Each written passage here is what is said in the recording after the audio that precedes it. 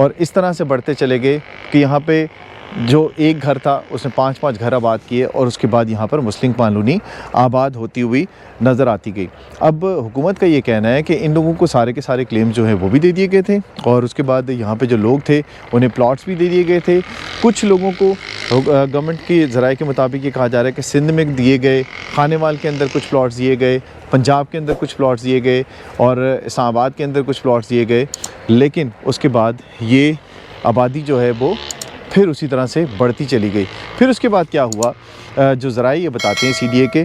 कि जब diplomatic enclave बना तो उसके आसपास की जो आबादियाँ थी वो भी यहाँ पर बढ़ती चली गई और वो इस तरह से बढ़ती चली गई कि इल्लीगल तरीके से लोगों ने यहाँ पर रहना शुरू कर दिया और उसके बाद यहाँ पर यह आबादी जो है वो फैलती चली गई। और हुआ ये कि जिन लोगों ने क्लेम्स लिए थे वो लोग अपने क्लेम लेने के बावजूद, यहाँ तक कि ये कहा जा रहा है हुकूमत की तरफ से कि मलबे का जो था वो भी नहीं अदा किया गया। जो यहाँ के मकामी लोग हैं वो कहते हैं कि हमें मलबे की रकम दी गई, लेकिन गवर्नमेंट ये कहती है कि जब मलबे का दिया गया तो उसी दौरान जो है वो इनको प्लॉट्स की अदायगियाँ भी की जा चुकी थी।